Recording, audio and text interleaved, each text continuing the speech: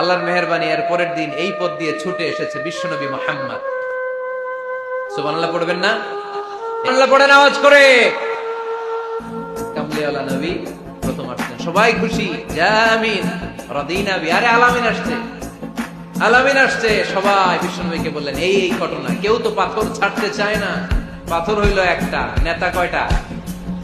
এখন কে এই পাথর নিয়ে রাখবে? এই নিয়ে মারামারি। আল্লাহর হাবিব সাল্লাল্লাহু আলাইহি ওয়াসাল্লাম বললেন, যাই হালুম্মা ইলাইয়া সাওবান, একটা কাপড় নিয়ে আসো, আমি এখনই সলিউশন করে দিচ্ছি।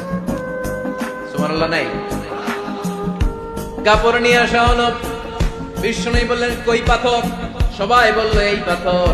আল্লাহর হাবিব সাল্লাল্লাহু আলাইহি ওয়াসাল্লাম মোবারক হাত দিয়ে পাথরটা তুললেন। চার নেতারে বললেন, ও চার নেতা, কাপড়ের চার কর্নারে তোমরা ধরো। চার নেতা কাপড়ের চার কর্নারের মধ্যে ধরলো। বিশ্বনবী নিজ হাতে পাথরটা নিয়ে কাপড়ের মাঝখানে রেখে দিলেন। এবার বিশ্বনবী আগে আগে